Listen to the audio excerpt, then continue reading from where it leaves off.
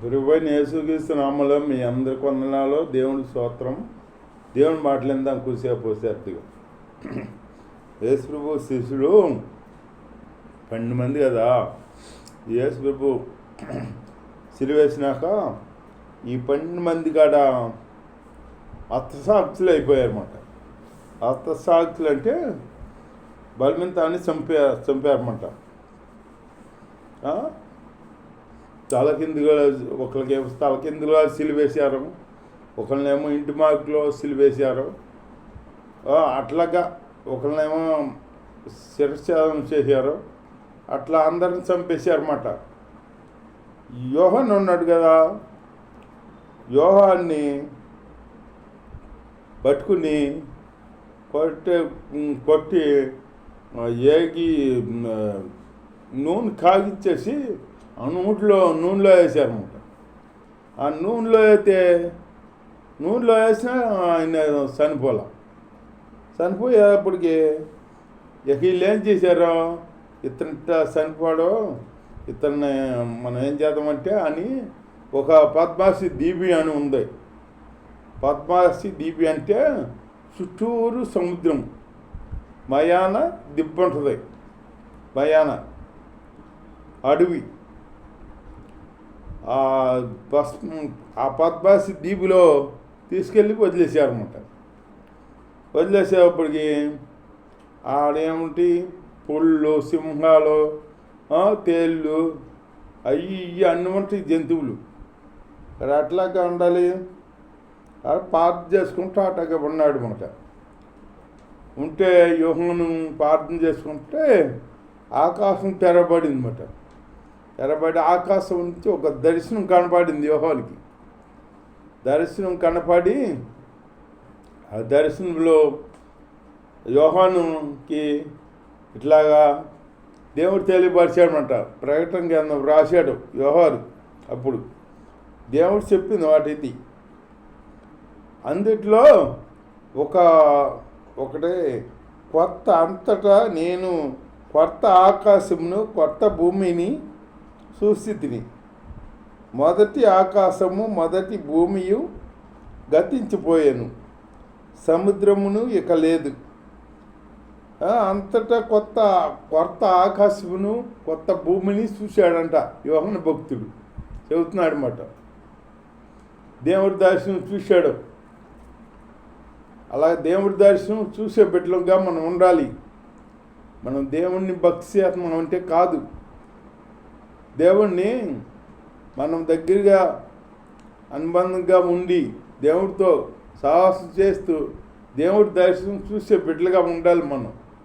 అట్లాంటి భక్తి మనం చేయాలి. దేవుడి స్తోత్రం. కొత్త ఆకాశము కొత్త భూమిని చూశాడంట. మొదటి ఆకాశము మొదటి భూమియు గతించిపోయిందంట. మొదటి ఆకాశం మొదటి భూమి గతించిపోయిందంట. కొత్త ఆకాశం కొత్త భూమి ఉందంట. ఆ కొత్త ఆకాశం ఆ కొత్త భూమి మన కొరకు దేవుడు అక్కడ నిర్మించాడన్నమాట. అని మా కొత్త ఆకాశంలో భూమిలో ఉంటామన్నమాట.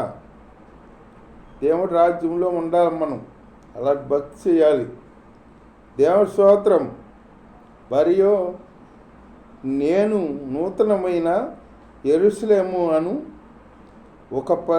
ఆ పరిశుద్ధ పట్టణము తన భర్త కొరకు అలంకరించబడిన పెండ్లి కుమార్తె వలె సిద్ధపడిందంట. పరలోకమందు దేవుని వద్ద నుండి దిగివచ్చుట చూసి తిని. యెరూషలేము పట్టణంలో పరిశుద్ధ పట్టణం చూశాడంట. తన భర్త కొరకు అలంకరించబడిన పెళ్లి కుమార్తె సంఘాన్ని సిద్ధపడి ఉందంట. సంఘాన్ని చూశాడంట. అట్లాంటి పెళ్లి కుమార్తె సంఘంగా మనం ఉండాలి.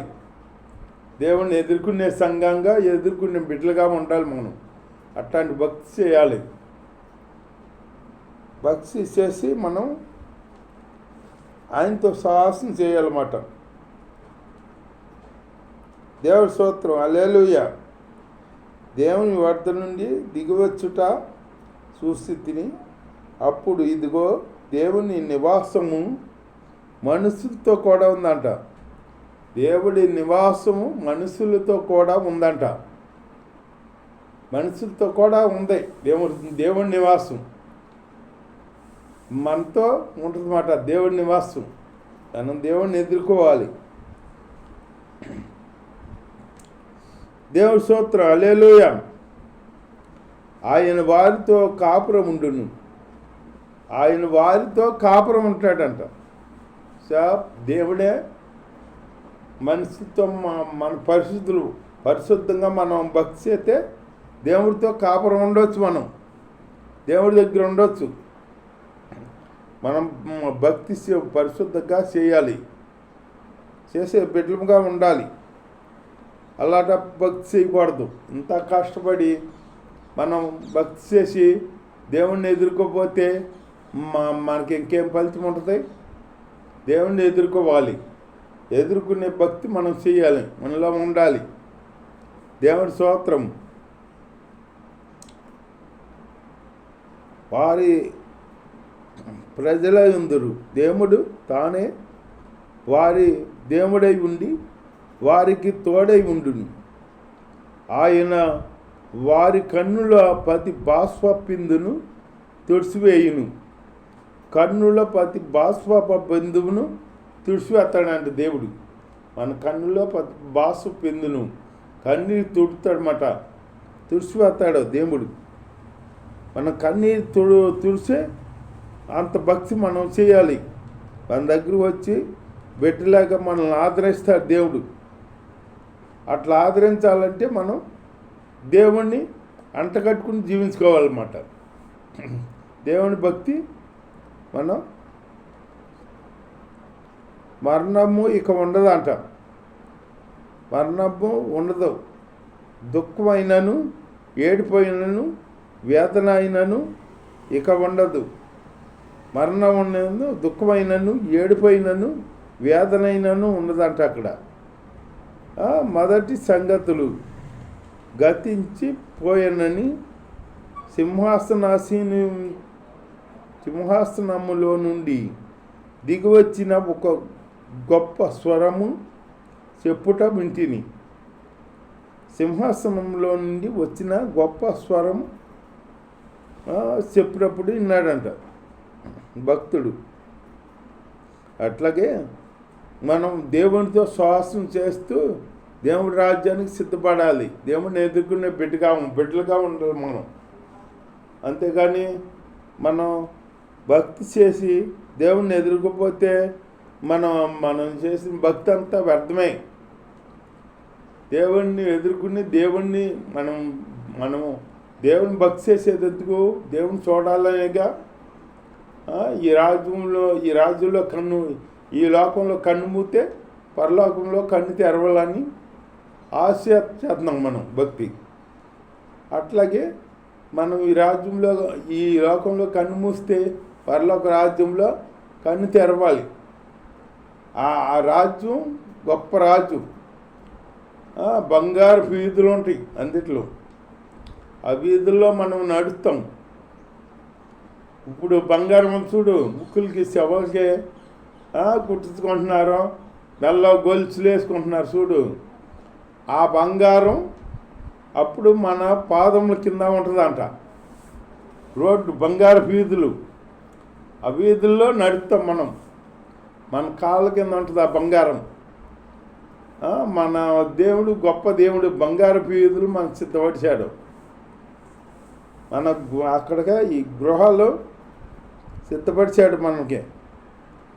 నేను వెళ్ళి చెప్పాడు కదా, సిలువలో 3వ దినాన్ని తిరిగి లేచినప్పుడు నేను వెళ్తున్నాను, నేను తిరిగి వస్తాను, మీకు స్థలాల సిద్ధపడతాకి వెళ్తున్నాను, లేని ఎడల నేను మరలా వచ్చి మీకు చెబుతాను అన్నాడు దేవుడు.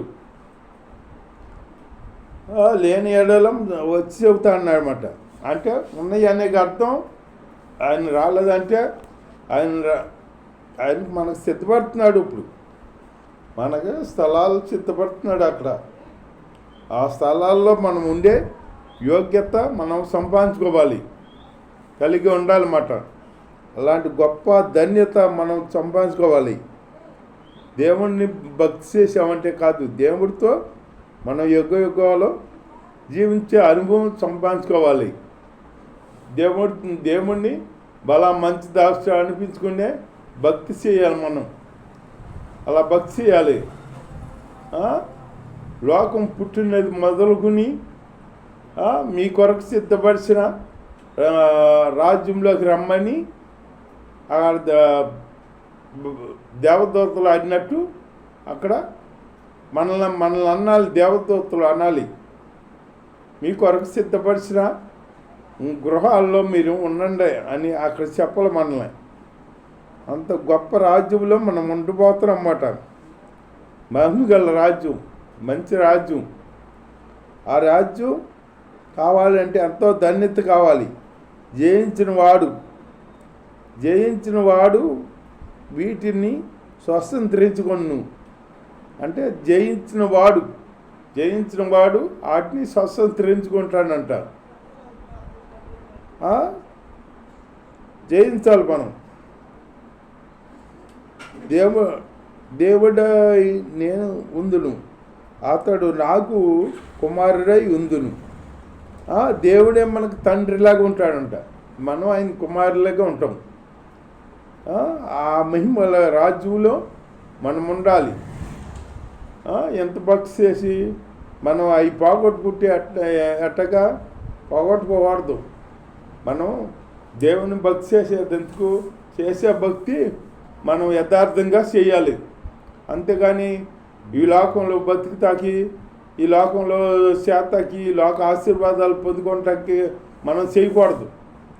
ఈ లోకంలో ఉన్నాయి అన్నీ లయమైపోతాయి, ఉండవు, అవి మాయమైపోతాయి, మైనుములా కరిగిపోతాయి అన్నమాట. మనకు ముఖ్యమైనది ఏంటంటే ఆ రాజ్యం, పరలోక రాజ్యం. ఆ రాజ్యంలో మనం ఉండాలి. అది గొప్ప రాజ్యం, మహిమ గల రాజ్యం. ఆ బంగారు వీధుల్లో మనం నడవాలన్నమాట. అట్లా నడిచే అనుభవం మనం కలిగి ఉండాలి. దేవుడికి ఇచ్చిగా జీవించామనుకో గొప్ప దప్పిగొని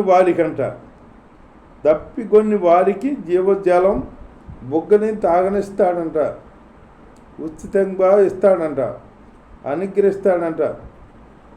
దప్పిగొన్న వారికి జీవజలాన్ని ఇస్తాడంట దేవుడు. దేవుడి స్తోత్రం, హల్లెలూయా. దేవుడి కొరకు మనం పిరికివారును, అవిశ్వాసులను, ఆశీయులు, నరహంతకులు, వ్యభిచారులు, మాంత్రికులు, విగ్రహారాధకులు, అబద్ధికులందరూ అగ్ని గంధకములో మండు గుండంలో పాలు పొందుదురు. ఇది రెండవ మరణం. అబద్ధికులు, పిరికివారు కాడ అవిశ్వాసం కాడ అనుకోడు. అవిశ్వాసులు, పిరికివారు, ఆశీయులు, నరహంతకులు, వ్యభిచారులు, మాంత్రికులు, విగ్రహారాధకులు, అబద్ధికులు.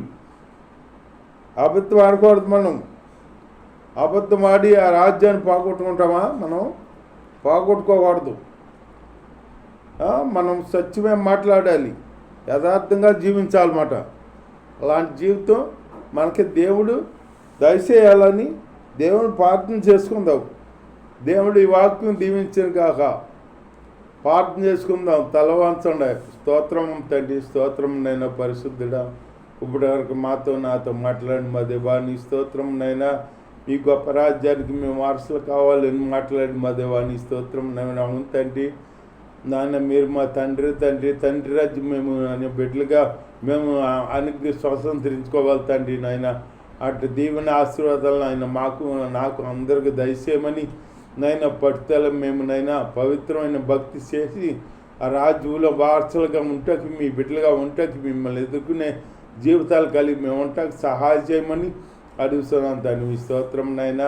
అట్టి ధన్యత బాధ్యతలైనా మాలో ప్రతి ఒక్క బిడ్డకి దయచేయమని, ప్రతి ఒక్క విశ్వాసకు దయచేయమని, మంచి జీవితం మంచి భక్తి చేస్తూ నాయన మిమ్మల్ని ఎదుర్కొనే బిడ్డలుగా మీ రాజ్యంలో ఉండే బిడ్డలుగా మమ్మల్ని బలపరిచి కాపాడి సహాయం చేయమని నజరేనే శ్రమలో ప్రార్థన చేశాడు కొట్టుకున్న పరమ తండ్రి.